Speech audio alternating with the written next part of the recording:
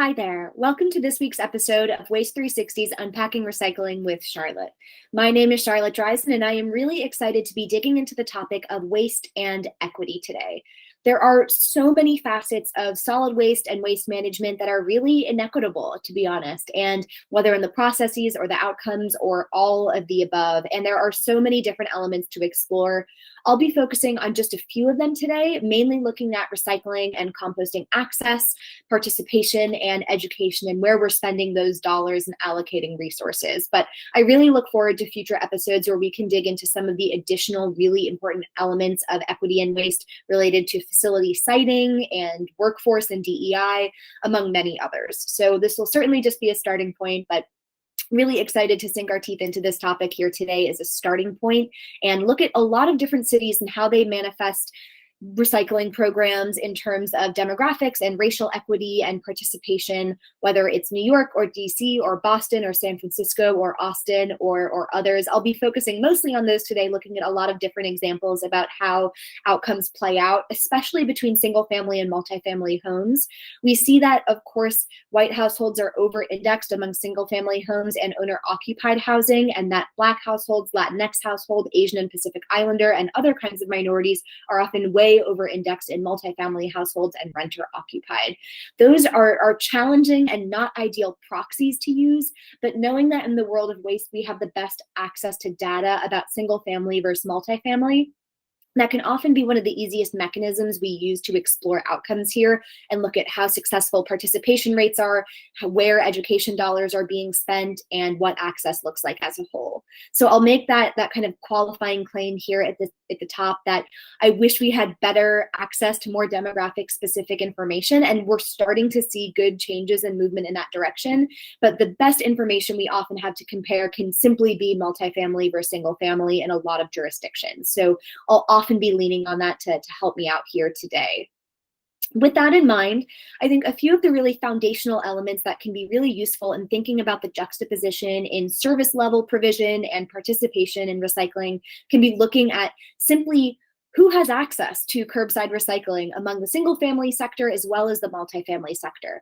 And it's important for us to also acknowledge that depending on where you are, those two sectors are defined differently. In DC, for instance, single family is considered any dwelling with 3 or fewer units, multifamily with 4 or more. In a lot of communities, it's 8 households can be the dividing line, and simply in some areas, especially lower density and more rural and exurban communities, simply 1 dwelling might just be used is the definition of single family. But for those communities, we do see that the majority of single family households in America have equitable access to recycling at that same level that they have access to trash. So if they have curbside trash collection that they have automatically provided and for free, they might have that same level just as equally accessible for recycling. But of course, we do have about 4 in 10 single family households in America that do not have parity between their recycling and trash levels of service, which is a lot of Americans. We certainly want to do better there as well. But we do see that those levels look way worse for people in rural communities as well as those in multifamily households. We see there that 7 in 10 households in multifamily properties as well as in rural communities do not have parity between their recycling access and their trash access. Maybe that's trash is being provided to them, but they only can participate in recycling for an additional fee and that they have to opt into. Maybe it's that they have only a recycling drop-off area that's accessible to them, perhaps only by car. And simply for a lot of folks, unfortunately, there might just not be the ability to participate in recycling, no matter how much they want to spend on it or how enthusiastically they would be able to opt into it.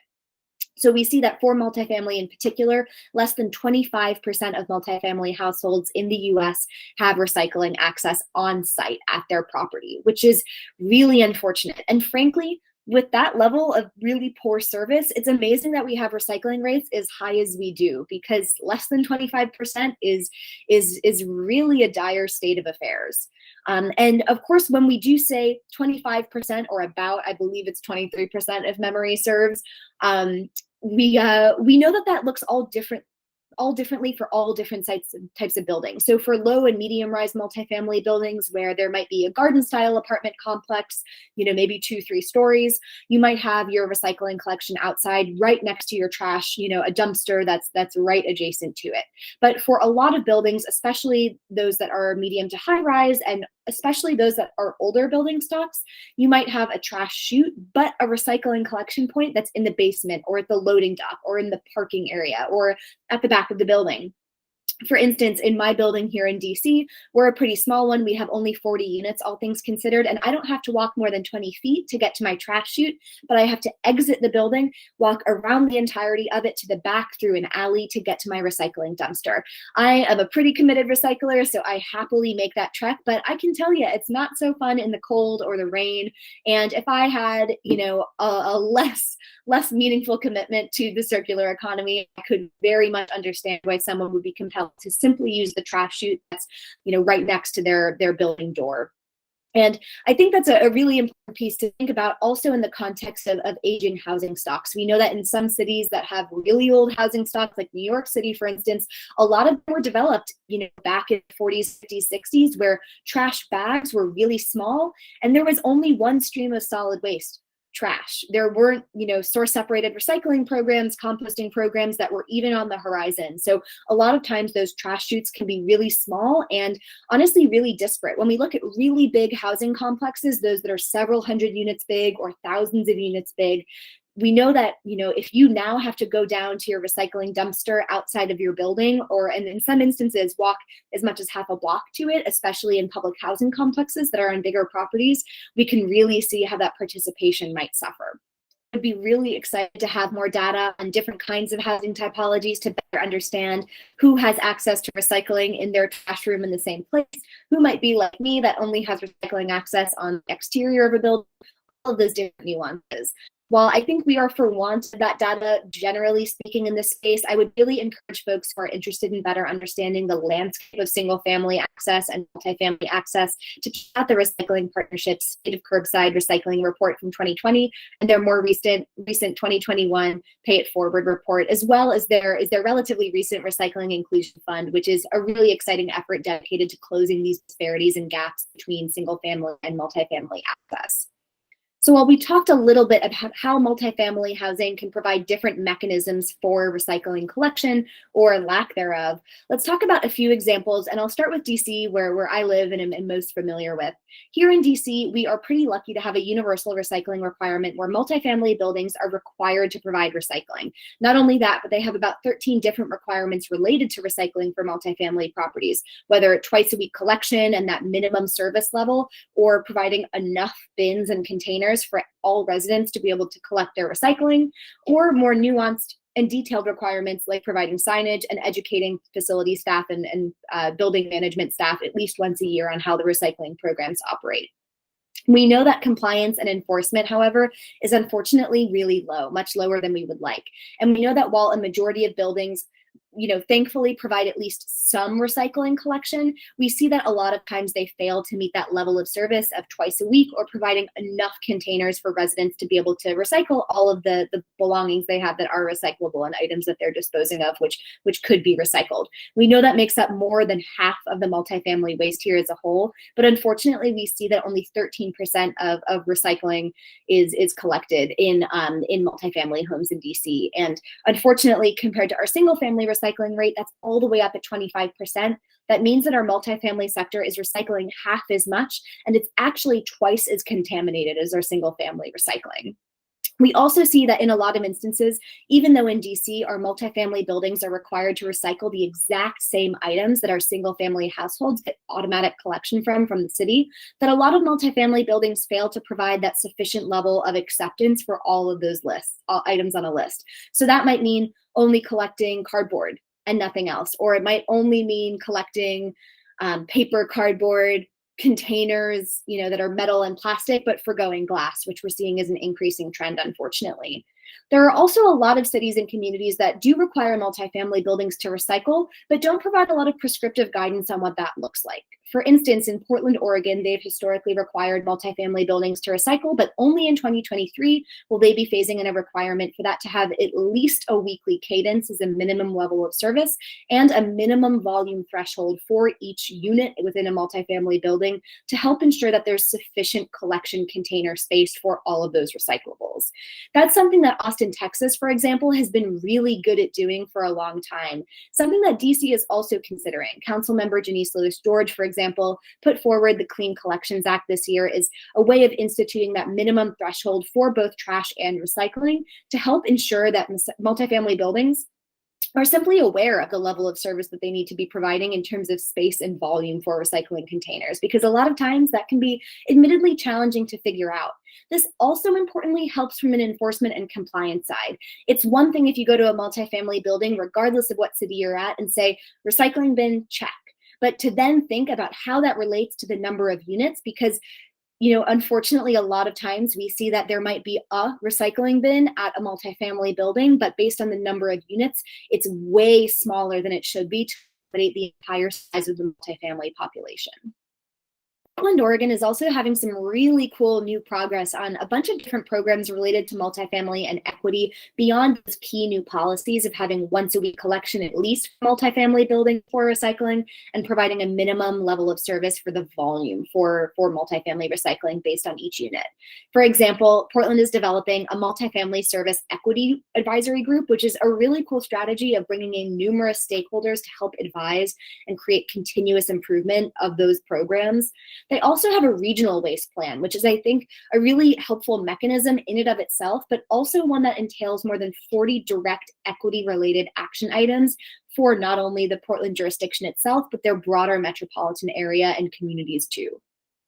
So while we've talked a little bit about why multifamily recycling access and participation might very well be lower and is lower, in fact, in a lot of communities in the US, let's talk a little bit about within the multifamily sector. And what I think jumps out to me is one of the areas that has the biggest room for improvement in equity is public housing, which often contains the most deeply affordable units and the lowest income households as a whole in a given city and jurisdiction. And we see a lot of different activity that started to crop up and percolate among public housing for recycling in the 20-teens. For instance, Boston has provided recycling access for much of its residential population historically, but only in its public housing authority in 2015. New York City was in a really similar boat. They've had requirements on the books for multifamily buildings to recycle and to provide recycling access since 1988, but only in 2015 did they start thinking about providing full access among public housing in New York City's housing authority, NYCHA.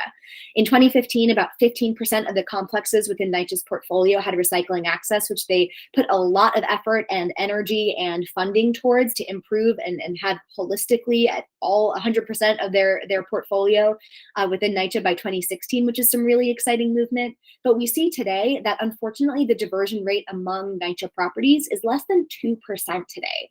So they've really hit the nail on the head to provide at least access for all of their public housing buildings now.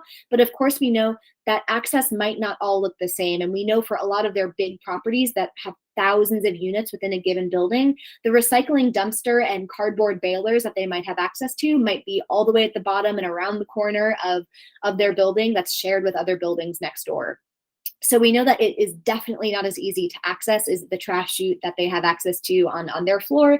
Takes many, many more minutes to get to as a whole and can be a really challenging element of participation. So now that they have access, at least that minimum baseline secured, a lot more room for improvement in terms of ensuring that it's good access and easy access to get to. And of course, as we've talked a little bit about too, knowing that a lot of those exterior collection points for recycling are not only far, but can also, which is an inconvenience for anyone, but can also pose really meaningful challenges, especially for those who have mobility issues or disabilities. It's one thing, to try and fit that into your usual routine. If you're an able-bodied individual that would be able to easily make their way down through many, many stories and outside of a building, but that can be a really different matter if you have mobility challenges as a whole. And our situation in DC is really similar, frankly, to what New York City was engaging with, about 10 years ago. In DC's housing authority that has 52 properties and has a pretty meaningful population that's disabled, about 18% of DC housing authority residents have at least one disability. Unfortunately, as of this time last year, there was not a single DC housing authority property that provided recycling access to its residents. And as we've talked about, that is required of all multifamily buildings. There's no exceptions for public housing. And certainly even if there were, that would be a really crazy inequitable policy to have, but they are equally required to, much like any multifamily building in DC. And really unfortunate that the most deeply affordable units in DC have unfortunately lacked recycling access for decades. And I had the opportunity to testify about this in DC at a council hearing and was glad that there was some movement in the next month or so developing one pilot at one property and facility in DC, but a huge room for improvement here. So not only do we need to think about how recycling access can be, provided in a solid way for multifamily properties as a whole within a city, but also within public housing, since they are often left behind and really lagging in terms of recycling access as a whole. In DC government, while we don't publish data related to public housing diversion rate in particular, we do for the government as a whole, and it's similarly, much like NYCHA, less than 2%. Public housing properties in DC do make up a really meaningful portion of that waste, however, and much like New York City Public Housing Authority properties, less than 5% of those households are white. The vast majority are Black, Hispanic, Latinx, or other minorities as well. And when we start to pivot and think about access, that's one thing that we really need to ensure is equitable across all properties, no matter what kind of household you live in or where you live in a city. We also really need to be thinking about the resources that are allocated to those households. And that really means kind of the core recycling education that cities and different jurisdictions provide. In DC, for instance, we spend about $200,000 educating on recycling to single family households in DC each year. There's about 100,000 households, so that works out to about $2 per household, which is generally considered the rule of thumb for good recycling education in the US. So we hit that nail on the head. We provide that level of service for single family households in DC, which is a really big achievement. And that's a lot of funding to aggregate for recycling education for a community. Unfortunately, we do not see that translate to multifamily education, and their pennies on the dollars are spent for recycling education for multifamily residents. Forget, of course, public housing residents who don't even have access to recycle as a whole. So we do see that recycling education and resources are prioritized for single family across the board in communities. DC is a great example of that. But part of the reason is that a lot of communities provide direct collection and services for both trash and recycling to single family homes. So it makes sense. I get logically why you start there for recycling access and education, but of course, we really shouldn't be providing 100% of education dollars towards one sector and not the multifamily sector, which oftentimes can be even bigger. For instance, in DC, we have about twice the size of the population in multifamily buildings than we do in single family. It can be a really challenging thing to wrap one's head around, though, increasing your education budget by that big of a factor.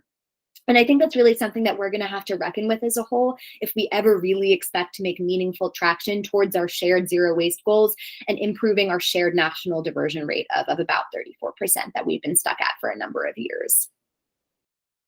Let's pivot from thinking about recycling to thinking about composting and the food waste side of things, since we know, of course, that is a really important material stream that we're starting to really make meaningful progress on as a nation, or certainly in many places within the US.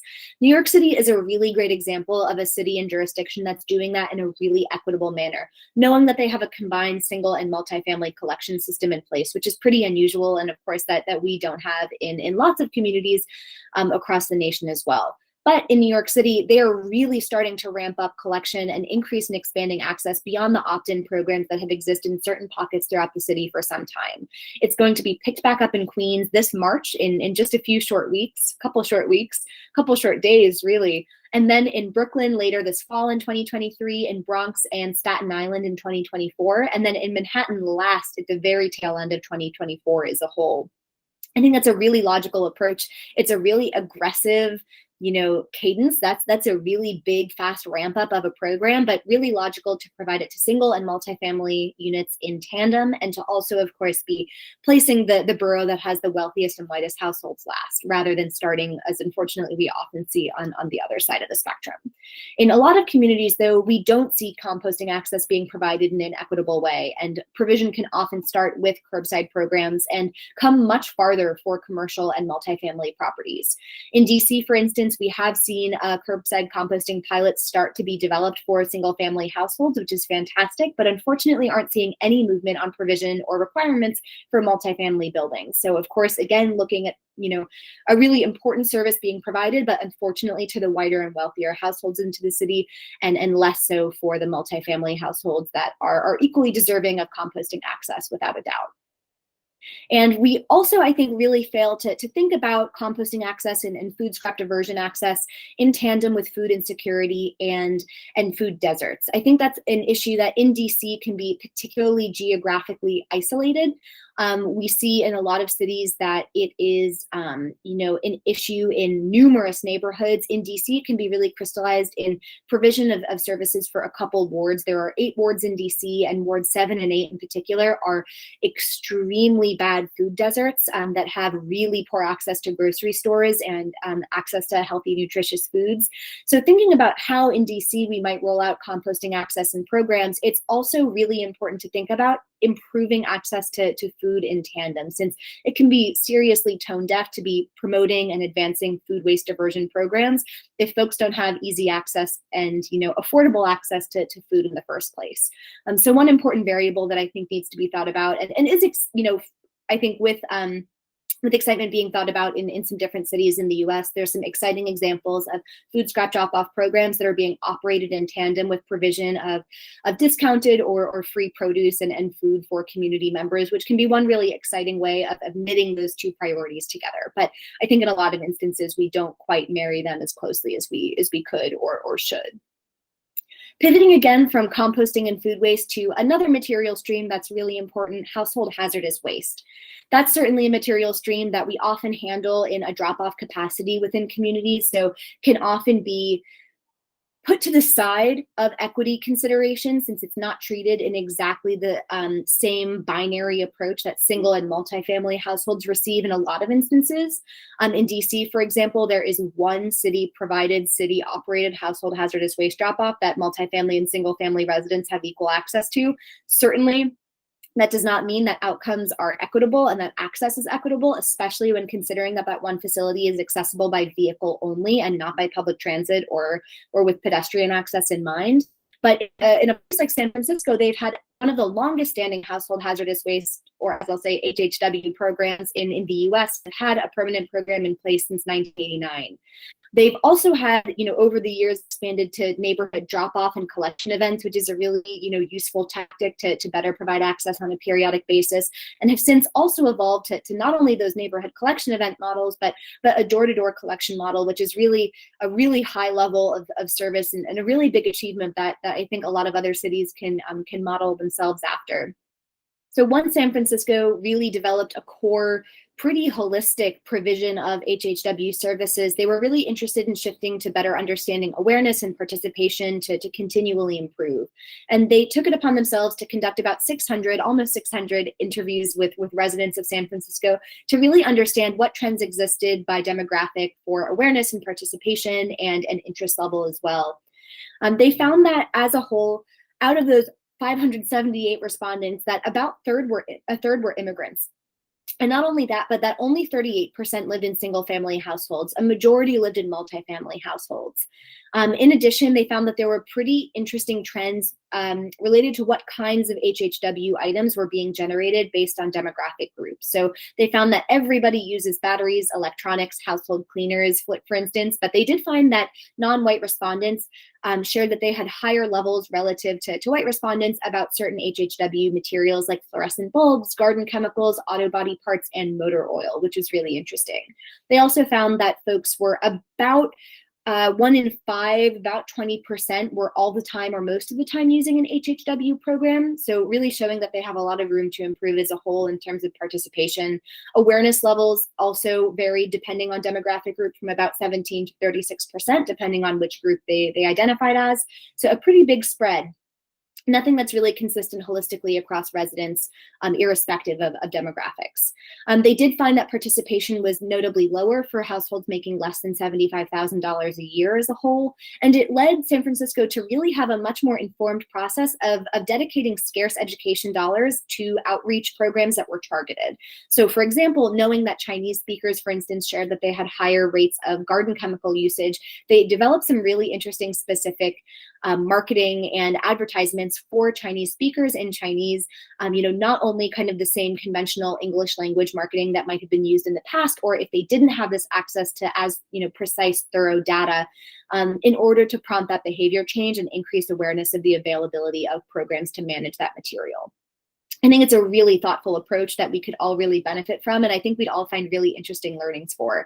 That might also help us really use scarce resources and education dollars more thoughtfully, knowing that we all have really strict budgets and timelines of when we have to do education and outreach, and to what degree we're capable of doing them. So knowing that certain demographics might use certain kinds of materials more frequently might help us make more informed decisions about what messaging to share with who and in what language and in what format, knowing that, of course, there's a digital divide, especially among age, and that can be accentuated by immigrant status or depending on your demographic. So thinking about that piece too, I think, is important here. It's also, I think, interesting to think about how this could correlate not only for household hazardous waste, but also for commercial waste, knowing that especially in some kinds of industries like auto shops, dry cleaners, nail salons, there can be really high prevalence of hazardous materials that do need to be managed in a thoughtful manner and kept out of the curbside trash and recycling streams in a dedicated hazardous waste program. So I think a lot of these learnings can certainly be translated elsewhere beyond even those core HHW programs, and could fit from their own dedicated commercial surveys of business owners and employees itself. I think it all really goes to show that culturally sensitive, especially when it comes to language, is a really important priority for education and outreach that a lot of communities haven't always had the ability or bandwidth to do, but could really benefit from shifting to in a meaningful way. Certainly, as we start to evolve from kind of good baseline programs where we want to achieve great results and outcomes that are, impactful, and not only overall in terms of the average number of diversion or median participation, but one that's equitable across all demographics and communities and sectors, regardless of where you live or what kind of household you're a part of. It's a really important piece. So I think those are some elements to keep in mind. Certainly I will be, as I think more about recycling outreach and education, not just for recycling, of course, but for composting, HHW, and all sorts of programs that would fall under the zero waste umbrella. Something that I'm really excited to learn more about and see some really exciting activity in. Some great examples from cities in Canada as well about really thoughtful, dynamic approaches to non-English recycling communication. I'll have to find some of those to share in the next episode on equity and waste. I so look forward to turning towards more elements and topics within that umbrella, especially as it relates to facility siting, which I'll tackle next. If you have any questions or thoughts, as always, I am so curious to hear them. Please feel free to leave a comment or question or thought right underneath this video on YouTube or Waste360's website, or feel free to give me a shout on Twitter @SharDryzen or Instagram @SharRecycles. Thanks so much for tuning in.